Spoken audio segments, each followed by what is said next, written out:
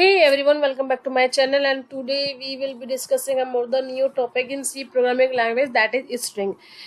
Before this topic, we already covered about the pointers. In pointers in various phases we have covered, like array, pointer, function, and all these things together.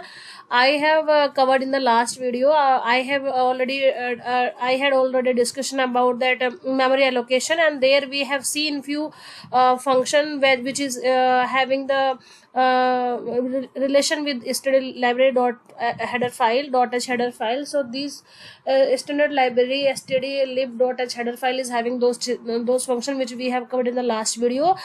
Those function name is calloc, malloc, free function, and the realloc function. So those how we can return the program using these. So memory allocation, deallocation, and the free space from the memory, those concept we have already covered in the last video.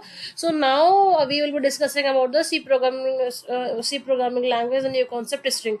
So hope you guys are doing well. So let's move into the new topic. So first I will write the definition. So you can see here I am creating a new file. In this new file I will write the definition about the string. सबसे पहले हम string में बात करने से पहले हम बात करते हैं स्ट्रिंग क्या होता है. आप लोगों ने पहले सबसे पहले प्रोग्राम लिखा होगा जावा इन सी लैंग्वेज में. मैंने सबसे पहले प्रोग्राम लिखा था हेलो वर्ल्ड. कुछ भी आप लिख सकते हैं. तो जो ये हेलो हम डबल कोट्स में लिखते हैं ये मेरा स्ट्रिंग कहलाता है. String is a collection of character भी आप बोल सकते हैं. Is a sequence of character terminated with in null character. तो अगर कुछ भी आप असाइन नहीं करते हैं स्ट्रिंग में तो वो बाय डिफॉल्ट नल ही कहलाता है. और आपने सी लैंग्वेज में पढ़ा होगा जब आपने नेम इनपुट कराया है, बाय डिफॉल्ट अगर आपको एक कैरेक्टर लेना है, मतलब ए बी सी एक ही कैरेक्टर लेना है, ए बी सी डी का एक लेटर लेना है, तो आप सी यूज करते हैं. लेकिन अगर मुझे नेम प्रिंट कराना है तो आप एरे डिफाइन करते थे, उसके अंदर यहाँ पे कोई भी साइज दे देते थे. इसका मतलब है कि जो उसके लेंथ रहेगी जो आप यूज करने वाले हैं वो आपका इस तरीके से रहेगा. तो बेसिकली स्ट्रिंग क्या होता है हमारा ये तो आपको पता चल गया है. अभी हम प्रैक्टिकल थोड़ा सा बात करते हैं.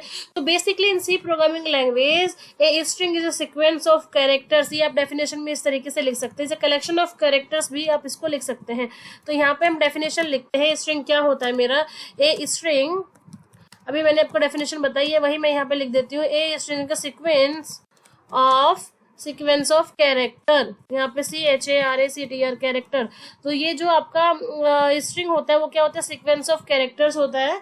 और यहाँ पे इसको पूरे तरीके से आप पूरे डेफिनेशन को लिख लो जो मैंने अभी बताई है. That characters terminated with a null cap. इसको पूरा लिख देना चाहो तो पूरा लिख दो. कैसे करते हैं पूरा ही लिख देते हैं, आपको कंफ्यूजन नहीं रहेगा. CHARACTER एंड /0 आप इस तरह से इसको डिफाइन करते हैं.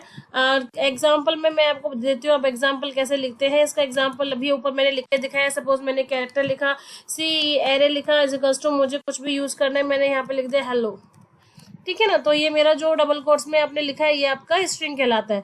अभी हम एक छोटा सा डायग्राम बनाएंगे. उस डायग्राम के थ्रू मैं आपको यहाँ पे समझाने वाली हूँ कि हम कैसे मेमोरी में कैसे इसका डायग्राम बनाते हैं. Basically when the compiler encounter A sequence of character enclose in the double quotation marks, जैसे कि मैंने यहाँ पे दिखाया डबल कोटेशन मार्क में आप लिखते हैं. And it appends only null character at the end by default. तो बाद में सबसे ज्यादा कैरेक्टर जो होता है इसका वो नल कैरेक्टर होते हैं. हम यहाँ पे पेंट ओपन करते हैं और पेंट में मैं आपको दिखाने वाली हूँ कि आपको इसका डायग्राम कैसे बनाते हैं, और ये प्रैक्टिकल में भी आपको ऐसे यूज होने वाला है. तो अभी हम क्या करते हैं यहाँ पे एक शेप लेते हैं. शेप मैंने बनाया ये वाला शेप ले लेते हैं. ठीक है, यहाँ पे ये मैंने बना दिया है और इसमें हम थोड़ा सा डिवाइड कर देते हैं. ठीक है, ये ब्रश की हेल्प से मैंने यहाँ पे एक लाइन खींच दिया. मतलब कोई भी एक वर्ड ले लेंगे हम. ठीक है ना. यहाँ पे सपोज मुझे हेलो लिखना है तो HE, यहाँ पे आप लिख लीजिए LLO. ठीक है ना. तो ये मेरा जो है मैंने ऊपर हेलो लिखना है. मुझे अगर मैंने स्पेस दिया है यहाँ पे आप नोटपैड फाइल पे आ जाइए. अगर मुझे सपोज इस तरीके से लिखना है, एक थोड़ा सा और एग्जांपल है तो ये तो आसान रहेगा. मैंने एक कैरेक्टर C लिखा, एक वेरिएबल लिखा और मैंने यहाँ पे लिखा एस के बाद मैंने यहाँ पे HELO कुछ भी लिख दिया है ना, हेलो लिख दिया इस तरीके से. तो आप देख रहे हैं कि जो स्पेस है वो एक वर्ड का यहाँ पे स्पेस भी आ रहा है. इस तरीके से भी आप डिफाइन कर सकते हैं. I will tell you what is the difference between these. तो देखो जब आप कोई भी एलोकेशन मेमोरी के अंदर करते हैं ना तो यहाँ पे आपने जब स्पेस कैरेक्टर आ जाता है तो वो एक स्पेस का भी यहाँ पे काउंट होता है. अभी हम बात करते हैं यहाँ पे, तो मैंने वहाँ पे S लिखा है तो ये मेरा S यहाँ पे आ जाएगा और एक कैरेक्टर हम यहाँ पे स्पेस का यहाँ पे देंगे और उसके बाद में मेरा वहाँ पे क्या प्रिंट होगा, हेलो प्रिंट होगा.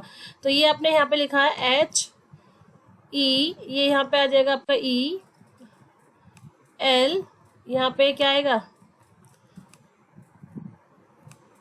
एल, और एक और यहाँ पे लाइन ले लेते हैं हम,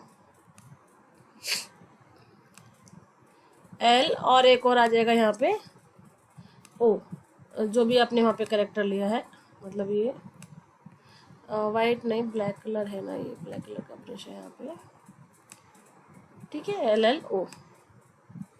मैंने आपको बताया कि जो एंड में रहेगा, एंड में क्या रहेगा, नल करेक्टर आप लिखते हैं वहाँ पे, एंड में कैसे लिखते हैं, ये तो यहाँ पे 0, ठीक है। तो ये आपका मेमोरी डायग्राम है, क्या डायग्राम है, ये आपका मेमोरी डायग्राम है, वो आपको यहाँ पे इसको टाइप करके लिख सकते हैं, मैंने इसके नीचे लिख देते हैं, ये क्या है आपका मेमोरी डायग्राम, नोट कर लीजिए, मेमोरी डायग्राम है ये, जो मुझे मैंने सीखा यहाँ पे करके बताया। और डिक्लेयर कैसे करते हैं, आप डिक्लेयर है मैंने ऑलरेडी आपको बताया कि डिक्लेरेशन कैसे करते हैं। अब हम बात करते हैं मेमोरी में स्ट्रिंग डिक्लेरेशन इन सी, इसमें स्ट्रिंग का डिक्लेरेशन कैसे होता है हम इसी यहीं पे इसी वाले डायग्राम में आपको बताएंगे। तो लेटर आ गया, डिक्लेरेशन कैसे होगा, क्या हम यहाँ पे बात करते हैं, ये मैंने यहाँ पे कैरेक्टर लिया और इस पे यहाँ पे कर देते हैं साइन, यहाँ पे मैंने इसको लिया, तो ये मेरा क्या कहलाएगा, जो स्ट्रिंग है, स्ट्रिंग का वेरिएबल आपने क्या लिखा है, सी लिखा है ना, तो सी और यहाँ पे 0, ये पहला मेरा कैरेक्टर हो गया यहाँ पे। और फिर आप बात करते हैं दूसरे की, तो यहाँ पे जैसे मैंने आपको दोबारा पहले ही बताया हुआ है चीज़, तो यहाँ पे ये आपका क्या हो जाएगा, C1 हो जाएगा, और इसी तरह से सोन, मतलब इसी तरह से चलता जाएगा, ये C आपका 2 हो जाएगा, फिर यहाँ पे आपका दूसरे पे जाएंगे तो ये यहाँ पे C3 हो जाएगा, मतलब इसी तरीके से आप इसको काउंट करते रहेंगे, ठीक है ना।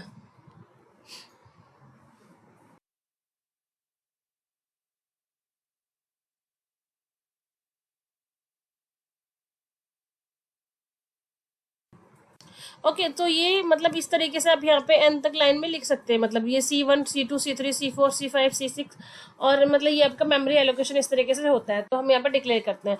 अभी हम बात करते हैं कि इनिशियलाइजेशन कैसे करते हैं हम, आपको ये डायग्राम समझ में आया होगा, डायग्राम समझ में आने के बाद हम इसको इनिशियलाइजेशन करने का तरीका देख लेते हैं। तो बेसिकली हमारे पास मल्टीपल वेज रहते हैं स्ट्रिंग को डिफाइन करने के लिए, you can initialize string in an number of ways, तो उनमें कौन कौन से नंबर्स होते हैं, मैं आपको 2 नंबर में आपको बता चुकी हूँ, उस तरीके से आप कर सकते हैं। मैं फिर से एक बार लिख देती हूँ, यहाँ पे आप एरे इस तरीके से लिखेंगे, मैंने ABCXYZ कुछ भी लिख दिया है। एक तरीका तो ये होता है आपका, एक तरीका होता है कि आपने कोई कैरेक्टर लिया है, यहाँ पे उसकी लेंथ डिफाइन करी है, और उसके बाद में आपने इसको इस तरीके से रिप्रेजेंट कर दिया है, मतलब आपने कहा कि मुझे 50 नंबर या 10 नंबर का कुछ भी लेंथ देना है, और उसके बाद आपको उसको इनिशियलाइज करना है, तो यहाँ पे भी आप कुछ भी वैल्यू दे सकते हैं। दूसरा मैंने यहाँ पे लिखा है कैरेक्टर और C, ये कैरेक्टर एरे दिया है, और इस तरीके से मैंने अपनी वैल्यू को लिख दिया ABCD, कुछ भी आपने कैरेक्टर डिफाइन कर दिया इस तरीके से। फिर आपने लिखा है कैरेक्टर एरे, इसका लेंथ दिया है आपने 5 सपोज, तो यहाँ पे आप इसको इस तरीके से वैल्यू को इनिशियलाइज कर सकते हैं। सॉरी, यहाँ पे आपको सिंगल कोट्स का भी यूज करना पड़ेगा इस तरीके से, जब आप सिंगल कैरेक्टर डिफाइन करेंगे, तो ये आपका तरीका होता है इसको डिफाइन करने के लिए। और फिर हम यहाँ पे आ जाएंगे, तो इसको भी हम इस तरीके से डिफाइन करेंगे। So these are the many ways you can declare C in C programming language. तो होप आपको ये चीज़ें समझ में आई है, कोई भी क्वेश्चन रहता है तो आप पूछ सकते हैं। और बाद में यहाँ पे आप क्या करेंगे, मैंने आपको बताया किस टाइप का डिफाइन करें, तो ये नल के लिए रहता है, तो नल के लिए आपको यहाँ पे सिंगल कोट्स यूज करना है, बैकस्लैश यूज करना है, और ये आपका 0 का साइन रहता है, मतलब ये यहाँ पे आप इसको इस तरीके से आप नल को इस तरीके से आप यहाँ पे यूज करेंगे। ओके, सेम यहीं पे भी आप इसको देना चाहते हैं तो नल की वैल्यू आप इस तरीके से असाइन कर सकते हैं। Okay, so this is the space of that particular memory and C language also. Okay, so basically आपको इसको पता है कि मैंने आपको डायग्राम ऑलरेडी बना के दिखा दिया किस तरीके से ये काम करेगा। So basically we are trying to assign a few characters using these. So basically the \0 I have done to a character array having this character. तो मतलब टोटल जो भी कैरेक्टर आपने 4 लिया है तो 4 रहेगा, और एक आपका 0 का रहेगा, ऐसा 5 हो जाएंगे टोटल। तो असाइनिंग वैल्यू किस तरीके से कर सकते हैं, तो ये मैंने आपको बताया है। बेसिकली अगर आप किसी भी कैरेक्टर को इस तरीके से अगर असाइन करते हैं विदाउट एरे, मतलब कैरेक्टर नहीं लिखा है आपने, यहाँ पे लिख दिया C = ABCXYZ, तो ये आपका एरर देगा। This is not the correct way और एरे मतलब way to define. So basically array type is not assignable. So वो उस तरीके का आपको एरर दे देगा, वो इस तरीके का आप उसको नहीं कर सकते हैं। तो मतलब अगर आप इस तरीके से लिख रहे हैं कैरेक्टर, मतलब यहाँ पे मैंने एग्जांपल लिखा है, this is not right way which I am writing, not correct, यहाँ पे हम मेंशन कर देते हैं। नॉट करेक्ट में मैं क्या मेंशन करने वाली, अगर मैंने कोई भी वैल्यू इस तरीके से दे दिया है यहाँ पे, और यहाँ पे इसको हम इस तरीके से यहाँ पे असाइन कर रहे हैं, so this is not the right way, ये क्या आएगा, ये एरर देगा आपको। तो इसलिए आप इसको नॉट में लगा के लिख सकते हैं कि ये क्या एरर आएगा, array type is not assignable, ये आपको एरर आने वाला है कंसोल विंडो पे अगर आप इस तरीके से लिखेंगे। तो बेसिकली ये आपको ध्यान रखना है इस चीज का। तो रीडिंग कैसे करते हैं, आपको वही सेम चीज है, आप स्कैनफ यूज कर सकते हैं। अब scanf function read the sequence of character until it counters white space, white space को भी वो एक कैरेक्टर स्पेस करेक्ट करता है, जिसमें मेरा स्पेस, न्यू लाइन, टैब, ये सब चीजें यहाँ पे यूज होती है। तो अभी हम स्कैनफ को एक प्रोग्राम लिखते हैं, scanf to read a string, क्या लिखते हैं, scanf to read a string का हम एक छोटा सा प्रोग्राम लिखते हैं, जिसमें आपको ये समझ में आ जाएगा कि वो किस तरीके से काम करता है, जो स्पेस की हम बात कर रहे हैं। तो मेरा जो प्रोग्राम है वो क्या है, रीड स्ट्रिंग, यहाँ पे स्कैनफ फंक्शन, ये मैंने प्रोग्राम, ओके ये वैलिड नहीं है, स्कैनफ नहीं ले सकते, प्रीडिफाइंड है आपका, तो मैंने यहाँ पे यही लिख दिया है। यहाँ पे कुछ तो मैंने गड़बड़, अच्छा मैंने क्या करा, नहीं वो मैंने क्या है ना, ओपन पे क्लिक कर दिया, हमें न्यू फाइल बनानी है। सो रीड स्कैनफ का मैंने इसका नाम दे दिया फाइल का, और यहाँ पे हम ओपन कर देते हैं, वो मैंने गलती से कर दिया था। अभी हम यहाँ पे लिख लीजिए, तो यहाँ पे अभी कोड है, अभी हम इसको रन करा के दिखाएंगे, hash include stdio.h standard input output header file, और आप यहाँ पे लिखने वाले मेन मेथड, जैसे कि आप पहले से करते आ रहे हैं, ये सेम चीज है, बस मुझे ये बताना है आपको कि scanf to read a string किस तरीके से करता है, वो आप ऑलरेडी पता भी है, लेकिन अभी उसी चीज को हम यहाँ पे करने वाले हैं। तो जो आप स्ट्रिंग लिखेंगे वो same as it is reading करके प्रिंट कर देगा, आपको पहले से प्रोग्राम कर भी रखा है, but this is the topic, इस टॉपिक के अंदर में हम उस चीज को किस तरीके से यूज कर रहे हैं, बस वही मुझे यहाँ पे दिखाना है, और कुछ नहीं है। मैंने यहाँ पे ये वेरिएबल लिया है, इनपुट हम यूजर से कराएंगे, मैंने यहाँ पे लिखा एंटर नेम, मैंने ये एक यहाँ पे कैरेक्टर ले लिया है और मैसेज ले लिया, एंटर नेम, यहाँ पे आप स्कैनफ कराएंगे। मैं यहाँ पे एक बार यहाँ पे \n का यूज कर लेते हैं थोड़ा नेक्स्ट लाइन में जाने के लिए। तो ये मेरा देखिए यहाँ पे मैंने आपको ऑलरेडी बता रखा है, अगर आप एक कैरेक्टर लेते हैं तो %c का यूज करेंगे, लेकिन अगर आप नेम प्रिंट कराते हैं एक से ज्यादा कैरेक्टर, तो आप उसके लिए %s का यूज करने वाले हैं, और यहाँ पे आप क्या लिखेंगे, नेम लिख देंगे। तो अगर आपको ये प्रिंट कराना है, तो प्रिंट कराने के लिए क्या करते हैं आप, योर नेम इज, क्या है आपका नेम जो भी है, यहाँ पे %s कोमा वेरिएबल नेम में आपका स्टोर हो जाएगा, और उसको इस तरीके से प्रिंट कर देगा। अभी आपने देखा है मैंने यहाँ पे n% का यूज नहीं किया, किसका यूज नहीं किया, m%, यहाँ पे स्कैनफ में m% का यूज नहीं किया है मैंने। तो अभी हम देखते हैं कि ये आपका क्या डिफरेंस आपको दिखा है। कंट्रोल F9 आप कीजिए, लेकिन उससे पहले हम यहाँ पे हेडर फाइल का यूज करने वाले कोने.h का, जिसमें हम गेट ch और cl फंक्शन का हमेशा से यूज करते आए हैं। तो हमने यहाँ पे लिखा hash include stdio.h, header file already लिखा हुआ है, यहाँ पे मेरी फाइल का नेम है conio.h, ये मुझे लिखना है। और उसके बाद में यहाँ पे आने के बाद, ये फाइल इंक्लूड करने के बाद में आप यहाँ पे लिखने वाले हैं कौन सा मेथड, गेट से, जो कि गेट कैरेक्टर के लिए यूज होता है। जब तक आप स्क्रीन पे एक कैरेक्टर प्रेस नहीं करेंगे, आपका कंपाइलर बाहर नहीं आएगा, स्क्रीन को होल्ड करके रखेगा।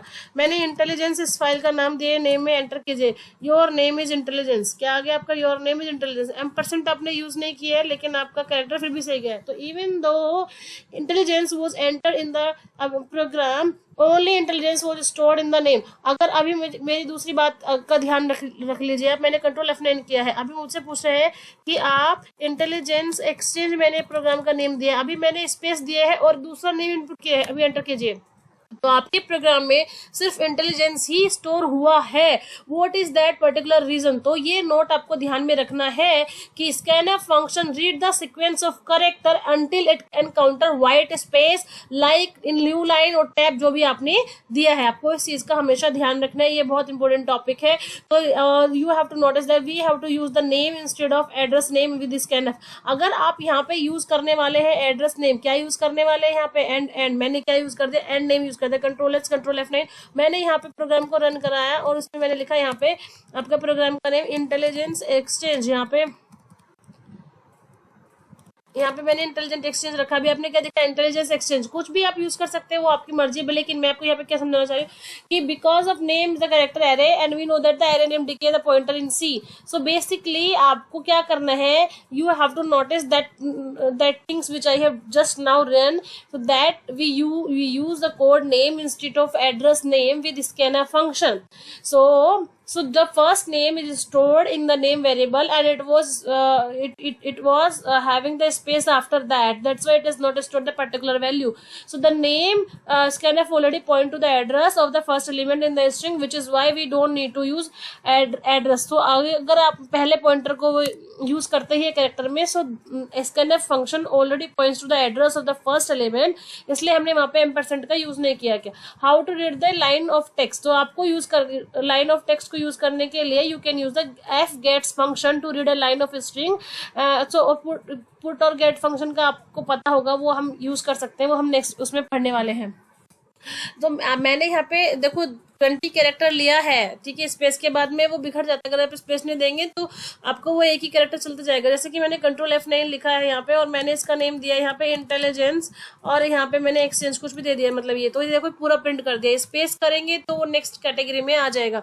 उसके बाद में हम नए प्रोग्राम पे आते हैं, और नए प्रोग्राम पे मुझे क्या लिखना है, एक छोटा सा प्रोग्राम मैं आपके लिए लेकर आ रही हूँ कि वो प्रोग्राम मेरा ये फंक्शन है, इसी के अंदर सी का ही फंक्शन है, जिसमें आप fgets puts का यूज करने वाले हैं, वो मैं इसी में कवर करने वाली हूँ। एक्चुअली फाइल ऑलरेडी इतने सारे प्रोग्राम्स हो गए हैं कि सारी फाइल से फुल है। न्यू फाइल करते हैं तो आपका पुराना फाइल ओपन होके आ जाता है। Let me first up this file. I am trying to be open here directly. और नया फाइल मुझे एग्जिट करके करना पड़ेगा, नहीं तो यहाँ पे आ जाएगा, तो नहीं तो नया फाइल बनाने पड़ेगा।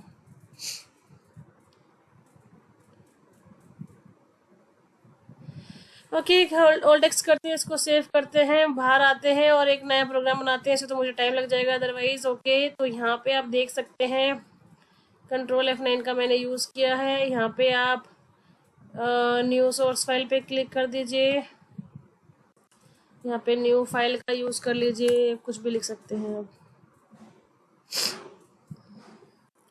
तो यहाँ पे हम प्रोग्राम लिखने वाले हैं, कौन सा प्रोग्राम लिखने वाले, यहाँ पे लिख देते हैं आपके लिए fgets and put function in string, हम ये यूज करने वाले हैं। यहाँ पे ये भी गेट फंक्शन जो होता है वो रीड करने के लिए यूज होता है, और पुट फंक्शन होता है डिस्प्ले कराने के लिए। स्कैनफ की जगह आपका गेट्स यूज होता है, और प्रिंटफ की जगह आपका पुट्स यूज होता है। तो यहाँ पे आप लिख सकते हैं, इसके डेफिनेशन भी मैं आपको नोटपैड में लिखवा दूंगी, पर पहले हम प्रोग्राम देख लेते हैं। हैश इंक्लूड stdio.h मैंने लिखा है यहाँ पे भी आप लिख दिए हैश इंक्लूड conio.h, यहाँ पे आपने लिख दिया conio.h। अभी आप लिखने वाले हैं इंटीजर मेन मेथड और सिंपल सा प्रोग्राम, अभी भी आपने लिखा है, उसी प्रोग्राम में भी आप एडिट कर सकते हो। मैं उसी में एडिट करने वाली थी, अभी पर मुझे टाइप करना पड़ेगा, कोई बात नहीं। यहाँ पे मैंने लिखा प्रिंट एफ में मैंने लिख दिया यहाँ पे एंटर नम नहीं नेम, हम यहाँ पे नेम एंटर कर रहे हैं। ओके, एंटर नेम मैंने यहाँ पे कर दिया है। यहाँ पे fgets का आप यूज़ कीजिए, क्या इनपुट है आपका नेम, और साइज ऑफ ऑपरेटर साइज को चेक करता है, यहाँ पे आप नेम दे दीजिए। और यहाँ पे क्या लिखना पड़ेगा, stdin, ये आपकी लिब फाइल है, ये किस लिए यूज होता है आपका, रीड, क्या रीड करने के लिए, स्ट्रिंग को रीड करने के लिए यूज होता है। यहाँ पे प्रिंट करा दीजिए, प्रिंट फंक्शन में क्या प्रिंट कराने वाले हैं आप, नेम, ये जस्ट डिस्प्ले करने के लिए है, वहाँ पे नेम इस तरीके से आएगा, और वो डिस्प्ले कराने के लिए कौन सा फंक्शन यूज करने वाले हैं आप, नेम। तो ये फंक्शन किस लिए यूज होने वाला है आपका, डिस्प्ले, क्या डिस्प्ले, स्ट्रिंग को डिस्प्ले कराने के लिए ये यूज होने वाला है। यहाँ पे आप रिटर्न 0 कर दीजिए, और रिटर्न 0 से पहले आपको क्या करना पड़ेगा, आपको पता ही है, दोनों फंक्शन को डिक्लेयर करना पड़ेगा। यहाँ पे गेट ch को और clr str को for clear screen and holding 1 character, because आपका कंपाइलर थोड़ी देर के लिए होल्ड करेगा।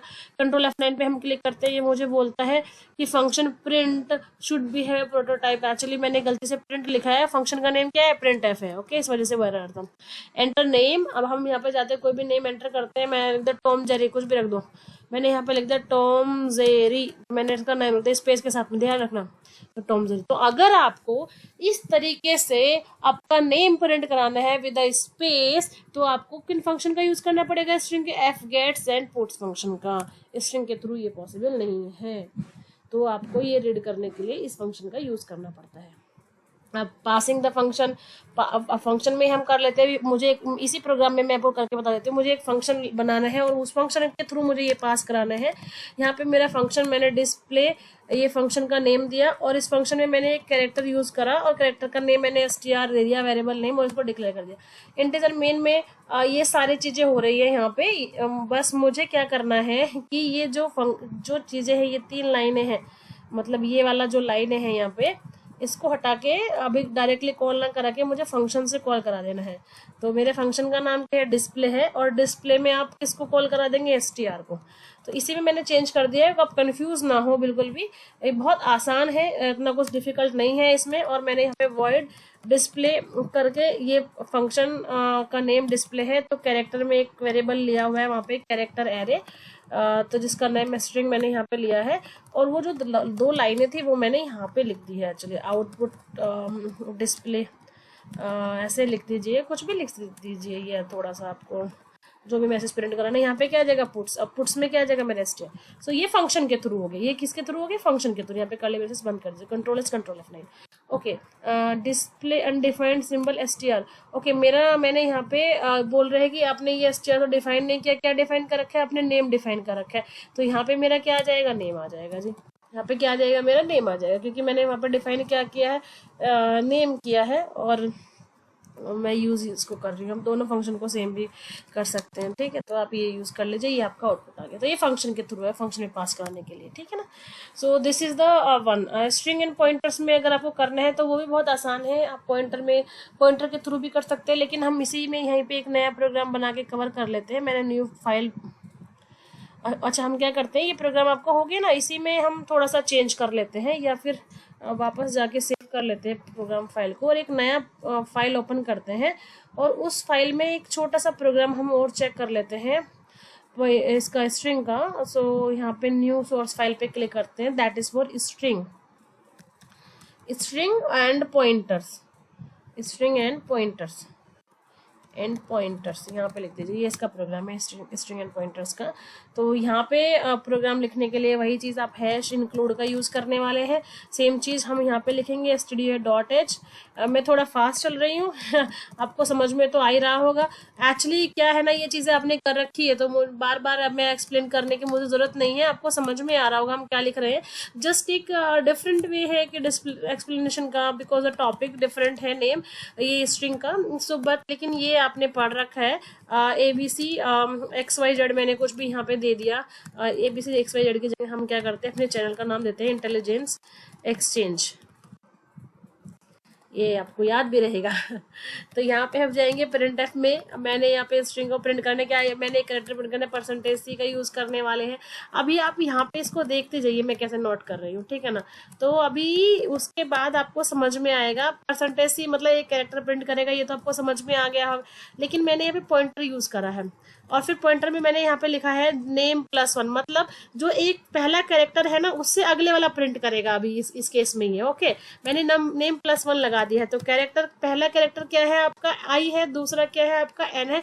तो यहाँ पे %C में एक ही कैरेक्टर को प्रिंट करने वाला है, लेकिन जिस तरीके से आपने एड्रेस दिया है उस तरीके से मैंने नेम लिखा है और प्लस के मैंने यहाँ पे 5 लिख दिया है। तो जो 6 नंबर का कैरेक्टर होगा वो आपका यहाँ पे डिस्प्ले हो जाएगा। अभी मैंने एक कैरेक्टर होल्ड लिया है और इसमें मैंने कैरेक्टर में एक नेम पॉइंटर करके ले लिया। अभी मुझे इसके एड्रेसेस प्रिंट कराने हैं, तो मैंने यहाँ पे लिखा है नेम PTR, जो मेरा पॉइंटर है यहाँ पे नेम PTR में मैंने इसको नेम को प्रिंट करा दिया है। और अभी हम क्या करने वाले हैं, प्रिंट एफ, अभी इसके यहाँ पे हम उसको वैल्यू को जो हमने चेंज करके दूसरे वेरिएबल में डाली है उसको प्रिंट कराने वाले हैं कैरेक्टर के थ्रू। तो यहाँ पे हमने स्टार लिखा है और मेरा वेरिएबल किस में आ गया है, PTR, नेम PTR में आ गया है, करेक्ट है। वही सेम लाइनें लिख देते हैं, बस वेरिएबल का नेम यहाँ पे मेरा चेंज हो गया है %C, और यहाँ पे आप लिखेंगे पॉइंटर, और यहाँ पे लिखने वाले नेम +1 1 2 3 जितने आपको मैसेज प्रिंट कराने हैं आप यहाँ पे करा सकते हैं। अभी आपको ये बहुत इजी लग रहा होगा, मुझे बहुत अच्छा लग रहा है पढ़ाने में, because this is very very very simple code, और आपको आई होप अभी समझ में आ ही गया होगा। आप लोगों ने इतने कोड किए हैं जो कि बहुत आसान है, ओके, गेट सी एच हम यूज करते हैं, C L R S C R use करेंगे। फंक्शन इंटीजर मेन है तो यहाँ पे आपको रिटर्न लगाना पड़ेगा, 0 curly braces close, control S and control F9। आपका एक एरर दिखा रहा है, क्यों दिखा रहा है? स्टेटमेंट मिसिंग है, something I miss something, print F percentage C comma name +5। अच्छा, मेरा यहाँ पे क्या है ना, अगर आप देखेंगे तो इस वाले में कुछ मिसिंग हो गया है, वो हम देखते हैं अभी। ये पैरेंथेसिस यहाँ पे मिस हो गया है, इस वजह से वो मुझे एरर दिखा रहा था। कंट्रोल F9 अभी मैंने प्रिंट कराया तो ये मेरा यहाँ पे प्रिंट हो गया। अभी आपको थोड़ा स्पेस देना है ना अगर, तो हम क्या करेंगे, इसके बाद में एक लाइन का गैप दे देते हैं, प्रिंट एफ करके ना परसेंटेज एन का गैप देता है, थोड़ा आपको क्लियर रहेगा। और यहाँ पे भी ना थोड़ा थोड़ा सा गैप दे दो, परसेंटेज टी लिख दो, तो इसमें ना आपको ये समझ में आ जाएगा कि वो एक ही कैरेक्टर प्रिंट कर रहा है ना, कंफ्यूजन नहीं होगा। अभी जैसे आपको सारे कैरेक्टर एक जगह लिखे आए हैं ना, तो वो इस तरीके से नहीं आएंगे। तो यहाँ पे परसेंटेज टी चाहिए, यहाँ पे भी परसेंटेज टी, और यहाँ पे आप से कंट्रोल F9। तो अभी देखिए ये तीनों प्रिंट हो गए हैं इस तरीके से। सो आई होप आपको ये समझ में आया होगा। नेक्स्ट में हम पढ़ने वाले स्ट्रिंग के function. Thank you so much for watching. If you are new please subscribe my channel, and thanks a lot for watching this session, and it is very interesting. बहुत जल्दी हम बहुत जल्दी सी का सीरीज कंप्लीट करने वाले हैं। आपको कुछ भी क्वेश्चन है आप कमेंट में डाल सकते हैं, and after completing the C series I will explain you about the 20 to 25 program which will be very important for your exam, if you are going for interview, and if you are a job seeker or as well a learner. Thank you so much for watching this session. Take care.